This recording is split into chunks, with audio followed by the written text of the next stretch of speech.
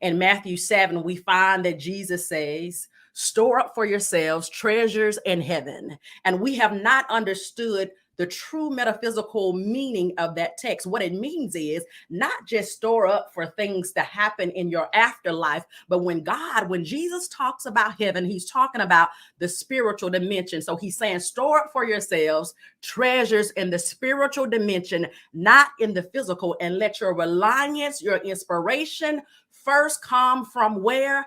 Heavenly places. When Jesus talks about heaven, it is not a place that you go when you die, but he is talking about the spiritual dimension, which often this Western world does not give much precedence. And where is your heavenly place? Jesus says that the kingdom of heaven is within you. And then we find him saying, seek first the kingdom of heaven.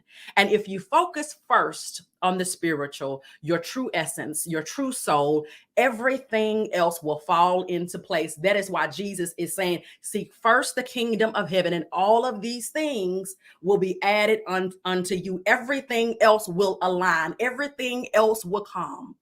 And we often question, what does he mean by everything else? Well, go read Matthew 7. If I could give you homework today, as children, as spiritual brothers and sisters at the Firm Foundation, I would say go read Matthew 7 in its entirety through the lens of this sermon. Not what you learned and heard growing up about what all of these things mean, but through the lens of this sermon. Often we read Matthew 7 and we focus on those 3 verses, but Jesus talks a lot about different things in Matthew 7. And then he gets to the end and he says, seek first the kingdom of heaven, and all of these things will be added unto you. And you have to ask God, what are these things? And I will say that these things are the things that we first sometimes try to prioritize in the physical dimension, instead of first going into the inner chambers of our soul and coming out with an understanding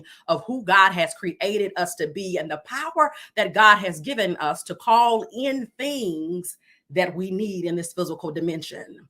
And so if the unexamined life is not worth living, how do we examine our lives so that we have a life worth living? I know that everybody on this live stream, whether you hear it today under my voice or you hear it next week, you want a life worth living. You don't want to live and that dash between the day that you were born and the day that you die not have been worth living. How do we reflect in a way that brings about progression and brings about flourishing for us in this lifetime? Meaning that we don't have to wait for the by and by to have blessings in our lives. But Jesus gave us a recipe, gave us an example, and it is that we seek first the heavenly things, the heavenly places, the spiritual dimension, and we will see some things as a natural byproduct manifest in the physical realm.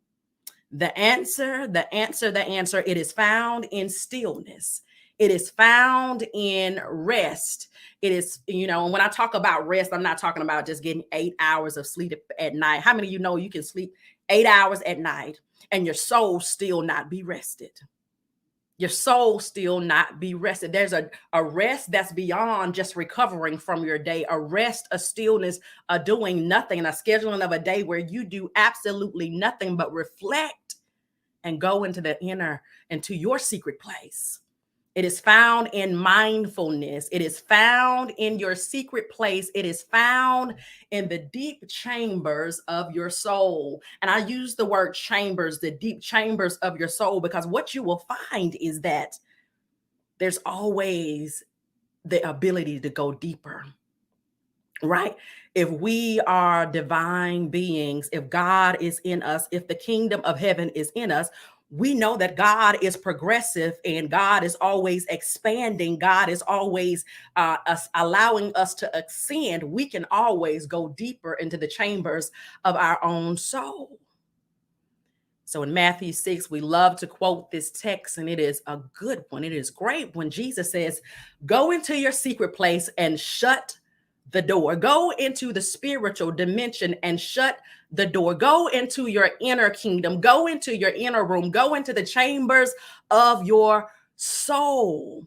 A lot of times we talk about the kingdom of heaven or the spiritual dimension, and we think it's somewhere way up there in the sky. We're thinking Old Testament language, but the physical, the spiritual dimension is just as close to us right now as the physical is, but it depends on our level of consciousness and our ability to tap into God. We can be anywhere. If Paul and Silas were in jail, we can be anywhere and tap into the spiritual dimension. And when we do that, we tap into clarity, we tap into power, even our ability to call things in and send angels on assignments to take care of things that we shouldn't even be worried about. God told me last night there were some things I was worried about that I just simply needed to say, hey, God, it's in your hands. I've done my part. I've said my piece, but the power that I have to say, God, you and your angels work that out. That's what Gabriel is for. That is what Michael is for. And all that report up through that hierarchy.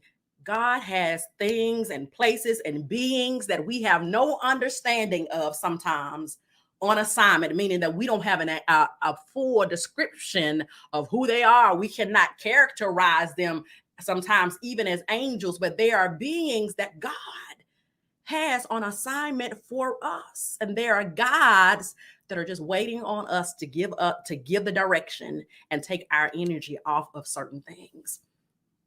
Oh my goodness. The text says that when you go into the secret place and shut the door, the God that hears you will reward you openly.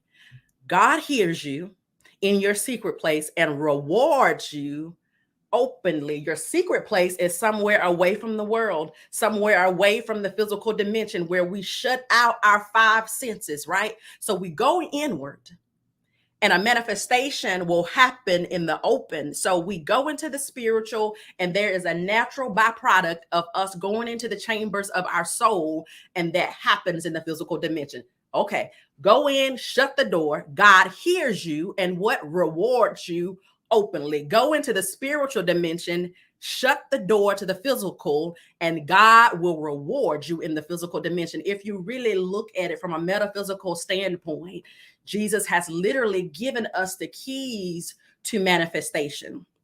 And so we hear, go into the secret place and pray and shut the door, right?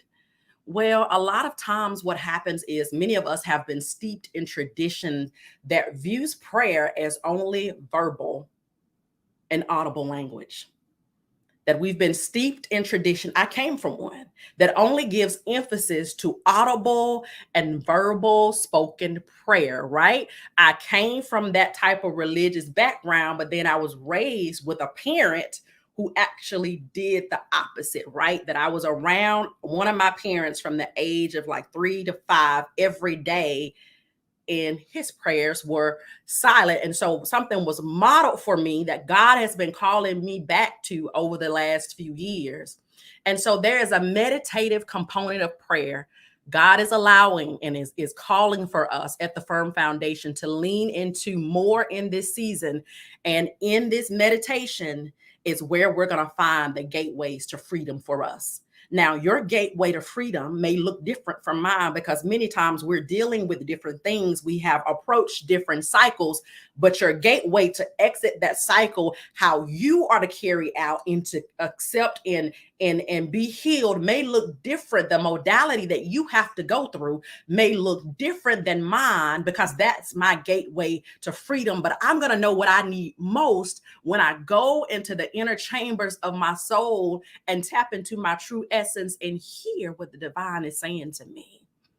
When we enter the chambers of our soul and have our will, when we go in, we have our will informed by the will of God. And so if you're feeling confused about something this morning, you don't have clarity about what the answer should be, you need to have your will informed by the will of God. Have your emotions informed by heaven instead of your own timeline and your own, the physical dimensions, the worldly ways of telling us what we need.